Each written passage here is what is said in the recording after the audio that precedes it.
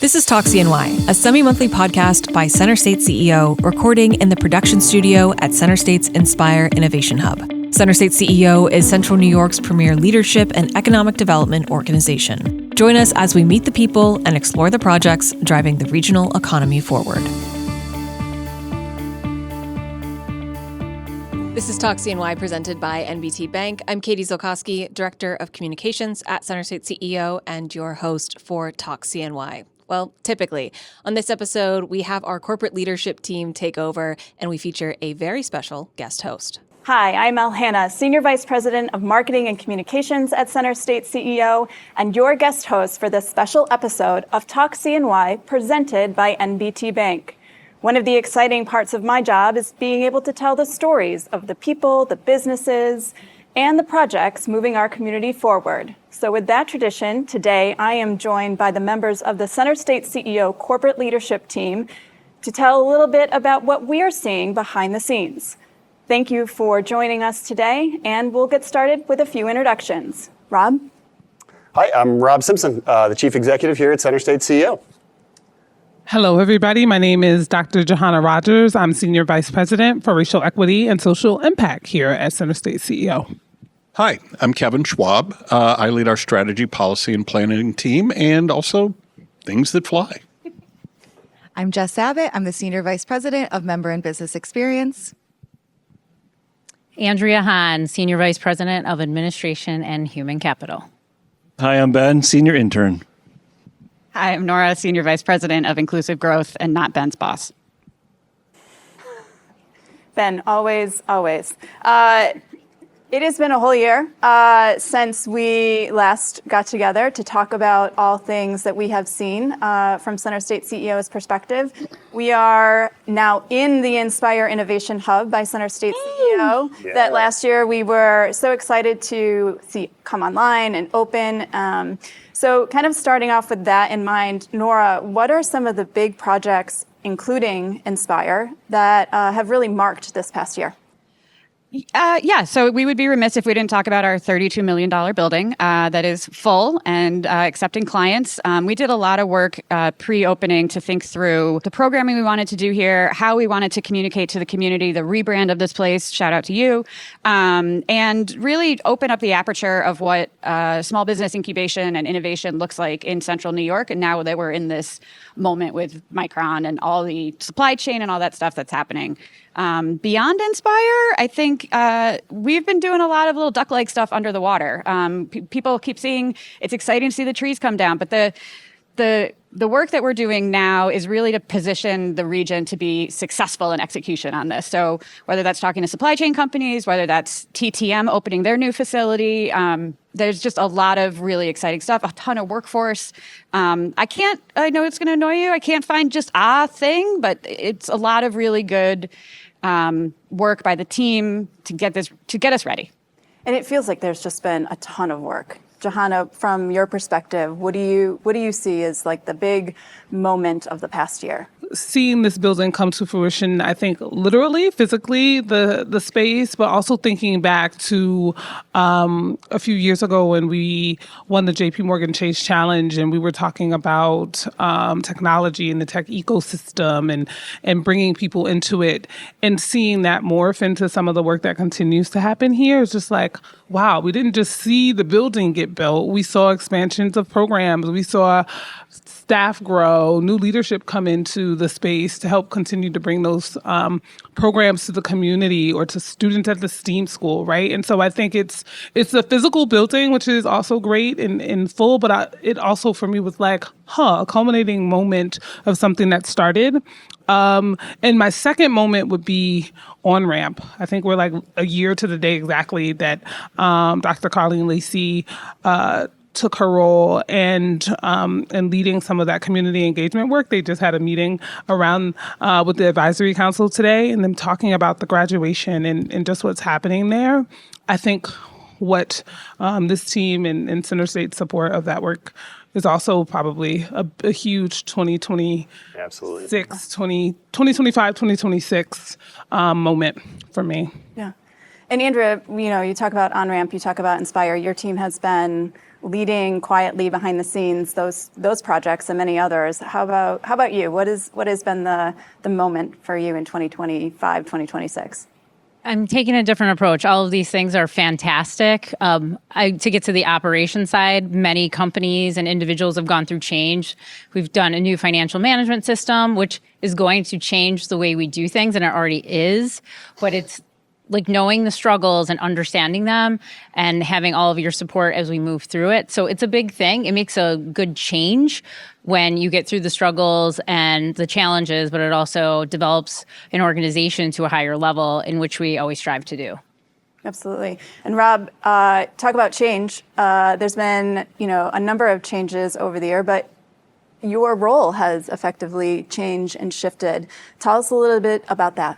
I mean, first, what I would say is just thanks to all of you for being a part of a team that enables us to think about how we best use our skill sets going forward. And I think for a number of years, I've probably been using some of my skills in ways that aren't in offering the maximum amount of value to the organization and the community. And I'm really thrilled to be in a position now where I get to do what, frankly, I love to do, where hopefully I can support all of you the most, which is to think about the big picture. Think about where this region is going. Think about the global market forces, how we continue to position ourselves as a region to capture them. Think about the partnerships and the coalitions and the resources we need to champion that. Think about how we generate new revenue streams for CenterState CEO so we can expand our work and impact and pull more partners in. Those things are things that, as you can tell, I get excited about. I'm so proud of this organization. I'm so proud of each and every one of you, and just deeply grateful to be able to be one of your colleagues and be given the dispensation to try something new with our leadership. That I hope in just a couple of short months, we're already seeing how it can pay off for all of us. And you think about the past year or even the last handful of years, there's so many things that have been rewarding about this work. For me, it was about a week ago, I was talking to a kid who I've seen grow up, our neighbor. He just graduated high school. And I said, so what's your plan? What's next for you? And he said, I want to get a job on the construction side of Micron. And it was just like one of those really rewarding moments where, yes, Micron has seemed so real for, I think, a lot of us for a couple years, but to have it kind of trickle into what I call the real world, right? In that way, and in our future employees, that was probably one of the most rewarding things for me recently. But, Jess, I want to maybe toss it to you. What's been rewarding about this work for you? Honestly, I'm actually going to talk a little bit about to Andrew's point, the internal stuff. What's been really rewarding for me is I stepped into a new role about 6 months ago, and I've been able to work with the membership team, and we've had internal promotions. We've been asking a lot. There's, Micron moments happening all across the region, and so we've been asking a lot more of some of my colleagues and some of the folks on the team, and seeing them get it. The membership team is mission-minded. They're here for the same reason as all of the folks on the programmatic side, and seeing their knowledge base expand and watching them step into areas that they find exciting, and watching them, kind of light up and take on these projects that they make their day harder, but probably more rewarding. That has been the most exciting part for me. Okay, great. And Ben, for you, what's been, as you have stepped into this new role for you, what's been the most rewarding moment? There's been 1,000 rewarding moments, both personally, professionally for me for the past year, taking a leap and doing all this work. It's been probably the most rewarding thing. I've got 17 that I want to talk about, but the most rewarding thing is that everybody around this isn't a table, the dais, whatever we're going to call this, has supported me, right? They have stepped up and stepped into new responsibilities, whether it was real and discussed ahead of time, or if they just raised their hand and said, I know this thing needs to get done, and I'm going to lean in because it's not part of my job, but it's what the organization needs. To me, that's been the most rewarding. And it's a little cliche to say that the people around you are the most rewarding things, but it's the reality of this organization is we have a fantastic mission, but that mission does not get accomplished without the people here and without the people within all of the walls of the different organizations and buildings that we exist in on a daily basis. The other thing that's been rewarding for me, and I don't think we talk about this enough, but the community is beginning to step up on where we are going as an organization, but where we are going from our economy. And we've been saying this for a while, right? We have to change as a community. We have to change our mindset. We have to change from a deficit mindset to a growth mindset. And I think people are beginning to do that. We're not 100% there yet. We got more work to do. But you see it every single day with members we interact with people that come in for our training programs, with small businesses that want to take that first leap in creating a new business for the first time. People are beginning to, I think, understand that we are in a different place as a community, and they're beginning to lean in ways that I've been doing this nearly 20 years and I have not seen before, crazy as it is. And so to me, that is both rewarding, but it's super inspiring that like what we thought was going to happen is beginning to happen. And we're now here at a place where we can support people as they're taking that next step, taking that leap into something better for themselves. That's great. And Schwab, you have also stepped into a new role. You were interim last year. What has the year been like for you?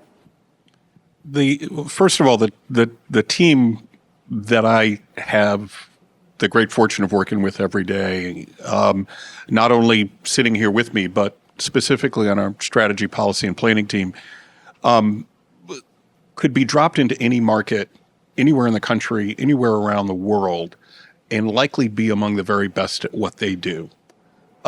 It is an incredible blessing to be able to come to work with folks like this every day, with the heart, with the minds, with the sense of purpose to do this work. And that all just becomes even clearer when you get a chance to step into a role where you're leading that team. From sort of the outside looking in, this last year, I think, has really stood out for what we have seen as a team being real in the direction of this market, actually taking firm, tangible hold. And I don't just mean seeing, trees being cleared and shovels in the ground up in clay. I mean, we are now looked at as the strongest performing market economically in New York by quite a bit. For much of last year, in terms of job performance, employment performance, Syracuse was in the top 10 in the country for how our economy was performing among mid-sized and large metros. That's not it's gonna happen. It is happening. Mm-hmm. And that's Say it one more time. It is happening. It's happening. Not in the future. Yeah. It's happening now. And I think to see the numbers back that up tangibly over the last year was one of the most rewarding things for folks who are as mission-driven as the people in this organization. I want to kind of follow on that, because one of the things that I think sets us apart as an organization and has always been kind of our guiding force is, yes, we've planned for something. As we see it come to fruition, we don't say like, well, great for us. We keep looking ahead. We keep looking to that next horizon. And so I would say, as we look out to that next horizon, Johanna, what are you seeing? What's the thing that's coming that we have to be ready for? I think the thing that we have to be ready for is the influx of talent, the influx of talented people, as we talk about the economic growth and the positionality that we have here. Some of the markets related to drone technologies and in relation to chips, in relation to the supply chain around those things, but also in relation to all of the community services that are going to need to support, right, those individuals living and growing here, right? And so I think when I look out to the horizon, I'm seeing, and I think we're having the conversations about a really eclectic group, a culturally diverse group of people calling Central New York home and seeing themselves reflected in the community that is representative of the folks that are already here, right? It's going to only expand, and I am hopeful that it's going to expand in a way that turns the tide around some of our systemic poverty issues. At least that's what I'm committed to, and a number of folks sitting here with me, they're also committed to it, right? In that this just doesn't happen for a few, but this happens for as many people as possible. And those who it happens for are going to support the folks that are like the high school student you just mentioned, right, that wants to work on the construction site, or the interns that are working around the city for the summer, right? They're going to have to begin. And I think when Ben says the community is standing up, I think we're having some of those really tough conversations, and we need to be. That's how we get to that all people prosper part. Yes. Right? Yeah. I see that coming. And Jess, there's the first part of that mission statement, which is, businesses thrive. So what do you see from that perspective? I think I'm just going to personally and a little bit selfishly say is exciting for me is that one of you alluded to earlier, we have known this was real for quite some time. And our members are excited and they want to get plugged in and they don't want to miss the moment and they want to make sure that they're upskilling, upscaling, sizing up, and that they are able to meet this moment in a way that doesn't pass them. And we have just been in a bit of a holding pattern, as some of the things that Nora alluded to, with just the behind the scenes stuff that it takes to get a project this size off the ground and other large projects off the ground at the same time. What's exciting for me is I have been coming from a place of just wait, or I promise soon. Yeah. And now, it feels like the meetings that I'm having, I'm able to immediately turn around and say, hey, welcome to market. I have 10 people who both want to meet you and are exactly who you need to meet. And hey, are you looking to purchase this new, facility to be able to meet this moment? Here's somebody from Ascend who can help you with that. And here's 2 banks that are interested in helping. And so we've had that whole network in place, but everybody's just been eagerly waiting. And so both for the benefit of the business community and for myself personally, I am thrilled to be able to start saying yes and making some of those connections, as we are kind of out of a big part of the wait and see. Yeah, we are kind of moving into that next phase. And Ben, what do you see as part of that new phase? I was just on another interview and they were asking me the same question. And I told them that it's the most exciting moment for us as an organization and a community because it's real, right? You drive down 31 and you can see real construction happening. In a couple of days, there will be a cement pouring that is going to indicate that the next phase of that construction is happening. But I also told this interview that it's the scariest thing in the world, right? Mm-hmm. Because it's real. And new people are going to be moving here. And they're going to need housing. And new companies are going to be trying to locate here. And they're going to need a space to locate. And they're going to need people to hire. And they're going to need all the support that goes with moving into a new community. Some of those companies are foreign companies that have never operated in the United States and need to understand all the dynamics of operating here. And you're going to have people locally that have expectations that all these jobs are being created and they want to connect with those job opportunities. We have the systems and the programs in place to do it. We have to make sure that we are activating those and pushing people through and making sure they're as successful as possible. So we've talked about this before, but I think the reality of it for us is there's a lot of pressure now to deliver.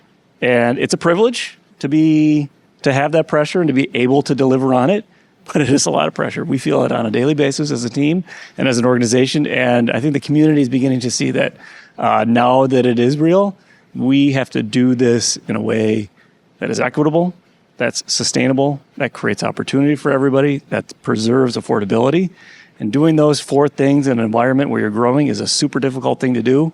Many communities aren't able to do it in growing communities. I think we're incredibly well positioned to be able to do it, but it's going to be a challenge. It's going to be a challenge for the next decade. So buckle up, folks.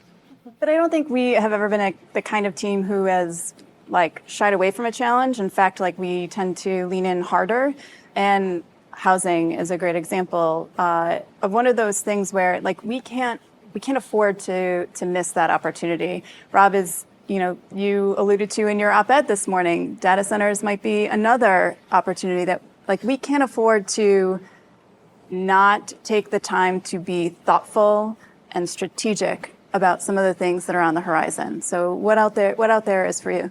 I think I think New York State's done a really incredible job. I think Central New York's played a really important role in helping to reposition all of upstate New York for the future economy, thinking about microelectronics and semiconductor manufacturing and, artificial intelligence, new energy generation, nuclear. We haven't even talked about nuclear yet. That's one of the things I'm really excited about is the ability to help site a new nuclear power facility in Oswego County, a community that's been home to nuclear power safely and reliably as a partner for 40 years, 60 years, and who is eager to welcome another facility that can help support some of the energy intensive projects that we're doing, like a TTM or a Micron and beyond.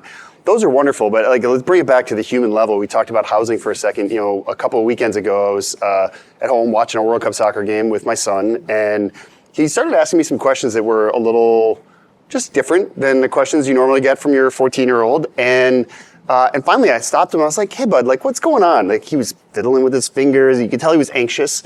And he's like, "Dad, I'm really proud of you and everybody for the work you did to bring Micron here." He's like, "But I am nervous that by the time I graduate from college, I won't be able to afford a house here." And it's like, oh, wow. What a gut punch. I literally left upstate New York because people told me I had to make something of myself. Right. Came home with the goal of trying to bring jobs back. And now the possibility that my own son, who I want to have opportunity here, might leave because he can't find not a job, but a home. That to me is our work in encapsulated into a human metaphor. It is. We have to get that right. For all of the community members who live here today, for the people who might want to come and join and be a part of what's happening, for our children, for our families, yeah, that's pressure, but it's also, you know what? I would rather know that right now when there are still 8 years before he graduates college, so we have time to work on it and solve for those problems. And I know this team and all the rest of our folks at CenterState and all of our partners in the private sector and public sector, we understand the stakes, we know what we have to do, and now we just have to go out and execute. Also, your son is really smart. Yeah. He's thinking ahead. Tell you what I was doing at 14, it's not that. But I do want to kind of pull on, some of that because a lot of that is where our policy work comes into play. So Kevin, what's the can't miss for you? So as we look ahead, there are a couple answers I have to that question, and one version of that always comes through is what keeps you up at night still. Yeah. And there's a ton. But the biggest one is what Rob just mentioned, right? It's housing. We've done a lot in that space. The year that Micron announced, there were 375 or so permits issued for new units of housing here in central New York. I'm happy to say that the market's responding. And last year it was 2,375. So we're getting to where we need to be, and yet we're still behind. So when you ask sort of what are the things we have to do, housing is at the top of just about any list because it affects everybody. But we also have a chance, and it has to be top of mind in everything we do, to make a real dent in poverty and issues of equity across central New York. Yeah. Here in Syracuse, in some of our rural areas, there is a chance for everybody to benefit from what's happening, but only if we're intentional about it. And because we know it's coming, we have time. Not a lot of time, but we know that there are steps that we can take to make that happen. That is both the greatest opportunity and the thing I'm most excited about, and the thing I'm most nervous about at the same time. Yeah. Yeah. And Nora, I think that kind of leads into so much of your team's work, right? You think about inclusive growth. What keeps you up at night? What's the can't miss for you? A lot of things keep me up at night. Just look at my sleep score. 43. But I think Kevin hit it. We've seen communities that have had an opportunity and have fumbled. Mm-hmm. Not necessarily messed up, but they didn't do it as well as maybe they should have, or some people didn't get to come along with that, with their growth and their prosperity. And I think that coupled with the historic legacy of this community, where people things left and they still have that mindset. So, and we have seen what that did to this community, and that's partly why we are in some of those bad lists, not the good list Kevin was talking about, but the bad lists around poverty is because of those mistakes that we made as a community. So thinking about the totality of all of that is really what keeps me up at night. And then thinking through, the workforce development and how do you capture people who have never, not even think about a semiconductor, haven't even thought about a job in a factory, or someone who's going to go to the building trades for the first time, like your little buddy. I think about my nephew who has a data science degree. Like, what's he going to go do? The types of jobs that we're going to see are so radically different from what we've had before too. And like, kudos to the workforce team and all of our partners around thinking through those strategies differently. Mm-hmm. Because we have to, because it hadn't worked. So, just those are the things. It's the how that keeps me up. And I think you think about the how, it's not just the how are we doing our forward-facing work, but Andrea, like your team supports our ability to do all of the work inside and outside of the organization. So like, what for you is the can't miss? The big thing for me, to piggyback off of Nora, is we always say like the Micron moment, but it's like, it's your moment. Mm-hmm. Like the opportunities and the way people think of things is going to change, and it's like going to be so different in so many good ways. Different restaurants, you've never worked, you never thought of those things. So it's an opportunity to meet your moment, and I don't want to lose that. And I think internally, we're also meeting the moment because we're getting pushed to do things that we haven't done. We're venturing out from one pocket we worked in, and now we're doing things outside of that pocket. And it's pushing us, it's letting us learn, and it's letting us grow. And that's what this community is open to do. We have a lot more to talk about coming up, but first we're going to hear from our presenting sponsor, NBT Bank. NBT Bank. Are they here? We'll be back right after this from NBT Bank. At NBT Bank, we know that this day starts with this one. This day starts with this one. Because no matter how unforgettable the extraordinary days are, there's a lot of every day that leads up to them. You can count on NBT Bank to help you get started. NBT Bank, it starts here. And we're back with more from the corporate leadership team of CenterState CEO. Thank you all for being here today. Jess, I'm going to start this one off with you because one of the things that we have been very intentional about this year is stop talking just about membership or just talking about our clients, but really talking about how these two groups interact through our network. And also you think about the broader community. If you were to be able to talk directly to those folks, what would you want them to know about this corporate leadership team and our entire team at CenterState CEO?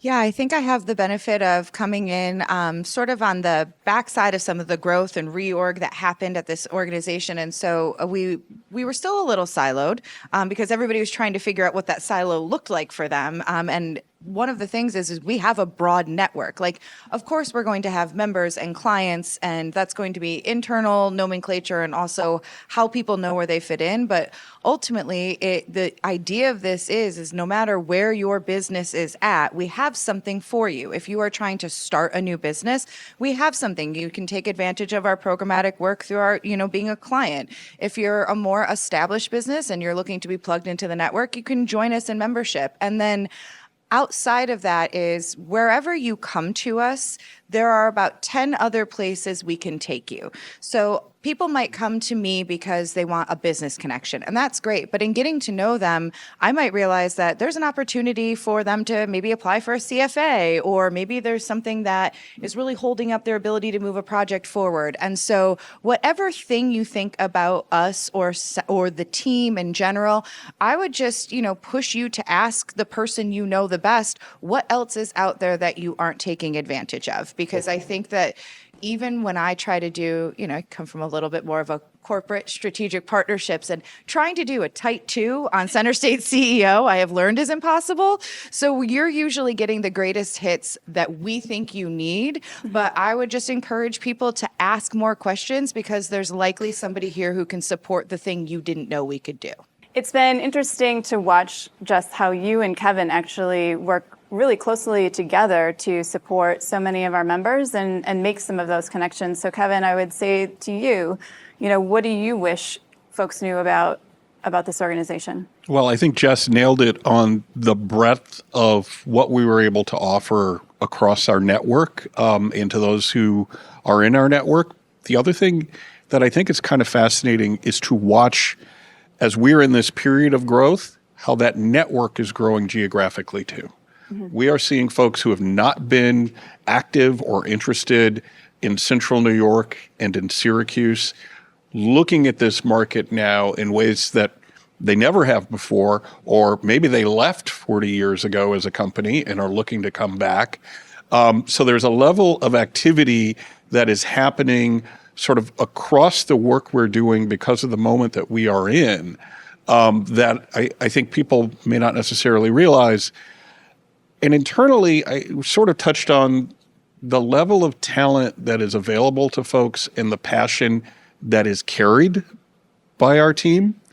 I don't know if people really sort of see the depth of that, but it's impressive to be around. And for those who know how to help that work for their business and who we're able to engage with, it's producing real dividends, and it's rewarding. Ben, as the person kind of leading in on some of that, what do you think? I go to a lot of conferences nationally, speak on a lot of panels and a lot of cohorts, and I don't mind saying this at all, and it's going to embarrass some of the people here, but like CenterState is constantly looked at as an expert in the space, and as a organization from outside the area. Organizations from outside the area look at CenterState as figured out how to do the work and do it right and do it well and do it effectively and meet the goals it sets forth and do it at scale. All of the things. And we don't want to take credit for that locally. That doesn't make any sense. We're not hardwired like that. But I want this team to hear, and I want our entire team to hear that like we are a nationally respected organization for doing this work well, and it's because of the people sitting around me on the dais, and it's people that are within the staff that do all of this work. And sometimes it's, Rob gets credit for writing an op-ed and positioning the organization strategically on an issue, right? But there's like 7 people that touch that op-ed that don't get credit for it. They don't do it because they want credit, but they do it because they know it's important for the organization, our mission, and support for the community. And there's 1,000 of those things happening within the organization on a daily basis. So, in one sentence, what gives you hope for the future of Central New York? Right now, the redevelopment of this community, we are not waiting on it, we're attacking it. Rob, what about you? We have reinserted ourselves into the global value stream, and that gives us a chance to make people's lives in Central New York materially better, and that is a gift for all of us, and we need to honor it and deliver on it.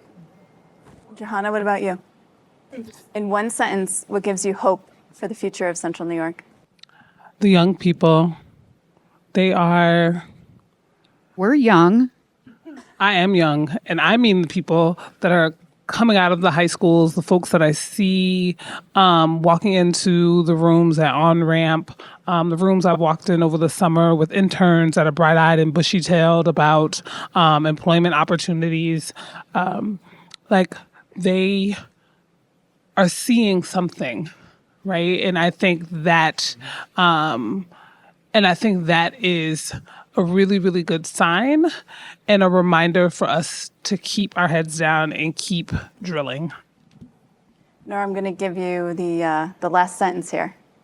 I think people are, and we said this a little bit, but in the little tangible ways that we see people understand what's coming and happening and believe it, that's the thing that I like. Because we've said for, decade, 2 decades, 4 decades, oh, this is that, or can't happen here, or this, that, the other. And then for the past, 4 or 5 years, we're like, no, it's happening here.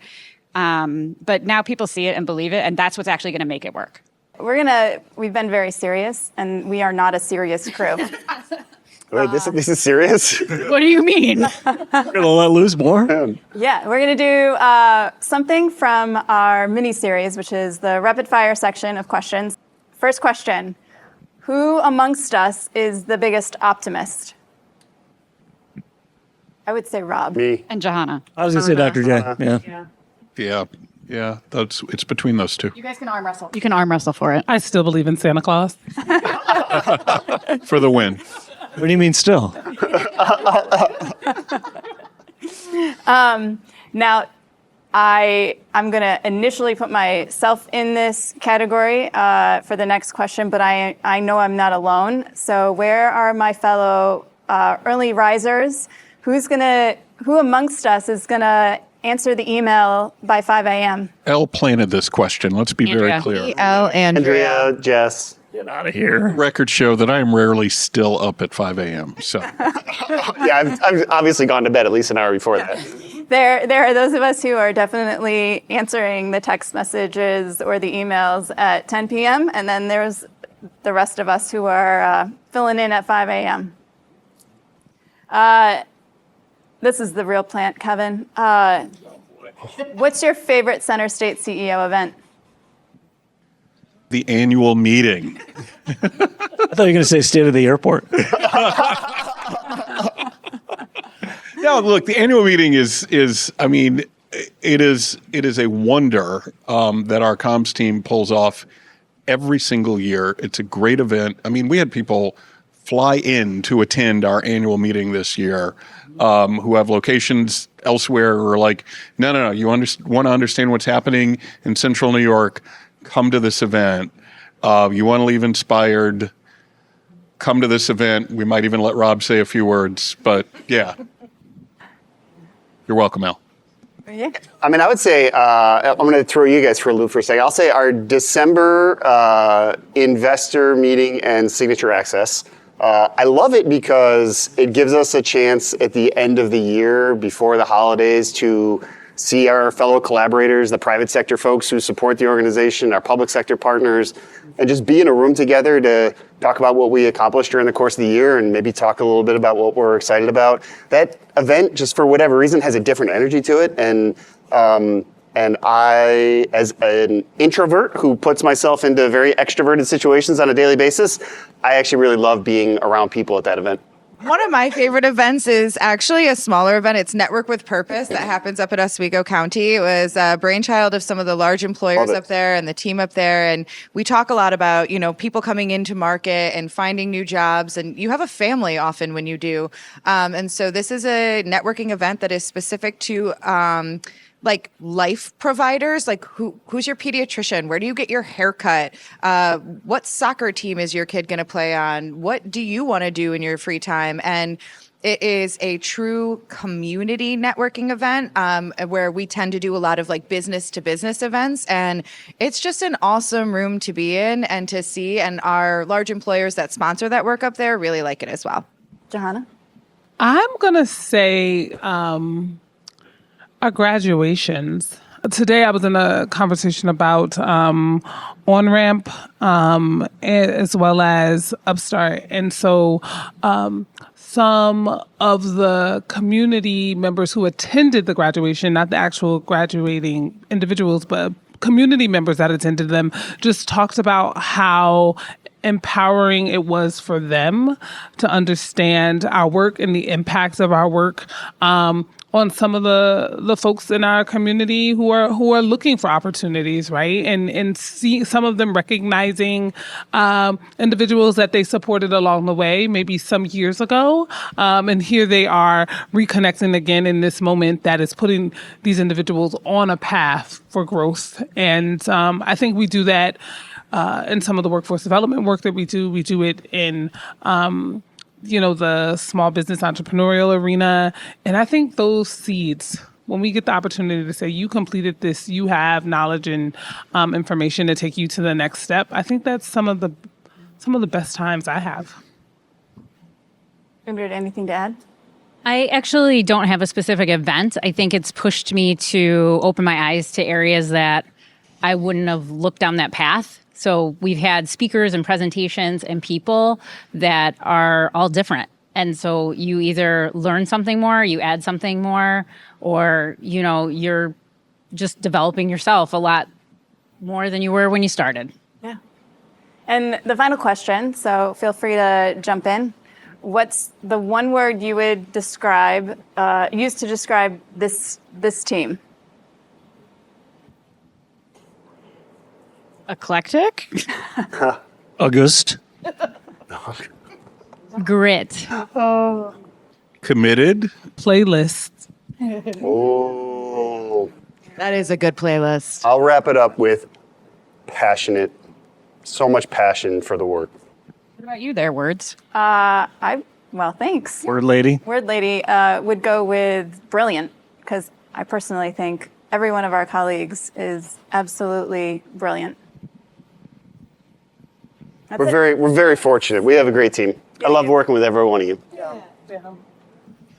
Thank you for joining us for this special edition of Talk CNY presented by NBT Bank. We hope that you will like and subscribe wherever you get your podcast, and join us next time for a new episode. Talk CNY, presented by NBT Bank, is recorded in the production studio at CenterState's Inspire Innovation Hub. Talk CNY is available on all major podcast platforms or CenterStateCEO.com. Additional content and clips can be seen across CenterState CEO's social media channels. For new episode reminders, be sure to subscribe in your favorite podcast listening app, and don't forget to leave a quick review or 5-star rating. Thanks for listening to Talk CNY, presented by NBT Bank.